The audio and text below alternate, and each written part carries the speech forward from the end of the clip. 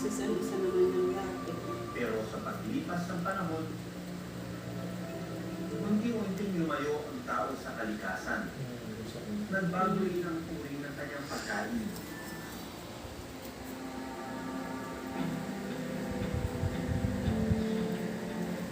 Ano ang madalas ninyong almusal sa umaga?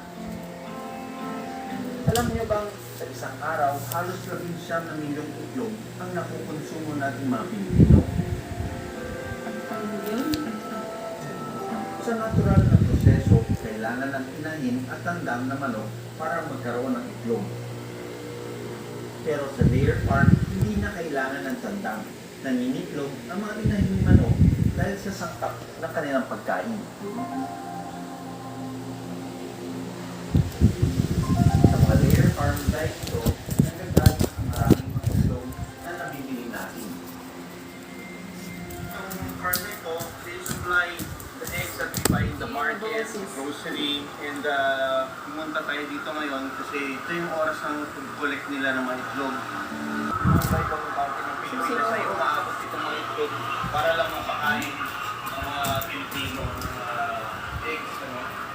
So do you know that laying hen can only lay one egg a day? What does it take to produce one egg per Filipino every day? Kailangan natin ng kuryente, kailangan natin ng stock, kailangan natin ng aging facility to make it more efficient in collecting itong mga eggs na ito. Sa layer farm, inaalagaan ang mga lahi ng manok katulad ng loman na hindi native para mangitlog. Iba ito sa mga manok na pinagkukunan natin ng karne at ginagawang fried chicken. Mula sa pagiging sisiw, pinakalaki nila ang mga manok sa loob ng 10 minuto. Pagsapit naman ng 16 na litro ng tubig kada araw. Itong mga production na ito, layer hens, ano? So na-deliver na sa loob mula sa layer farm. Pinoy. Bago na kasi ng ating sabi ng food, taas ng tumataas ang demand fruits and vegetable. Kasi event sa convenience natin para pagkain, yung pagkain. Kami ang pangalawang pinagtutunan ng protina na 25 dahil sa paglaki na rin ako. Sa pag-aaral ng organoid, baka at manok ang kinakain ng bawat Pilipino kasalukuyan, umaabot na rin ito. Kaya nag-i-import pa tayo ng karne mula sa mga bansang Brazil, US at China na umaabot sa mahigit isang dahilan ng kakulangan ng baka na karaniwan kumpara sa ibang lahi ng baka. Bilang solusyon sa lumalaki. Abutin mo na siya ng 3% lang ang magagamit ng tao dyan in terms of fees.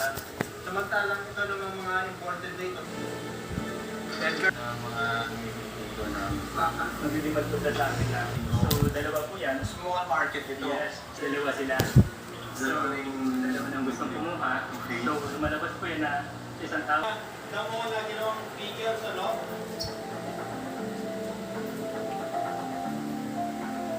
This is Napier grass. Tapos nalagyan ito ng molasses, water, parang naging beer during summer season dahil nagkakaroon ng shortage ng damo. Parang tipo ng tubig na ginagamit para sa pagkain at tirahan ng mga baka. Mahigit 6 na kilong feeds na gawa sa matis at damo at mahigit 300 metro ng damuhan na kayang magagalawan.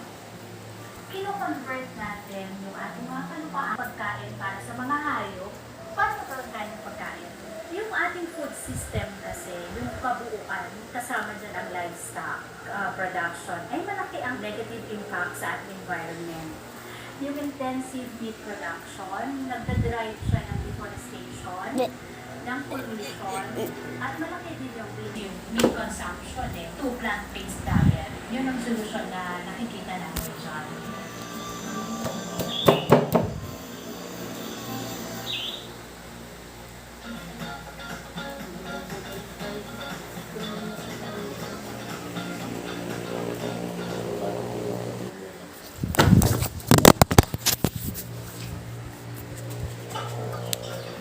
Sabi ko, kakaroon ko ito, makala ko, sabihin ko, yung sarili ko, kakaroon ko ito,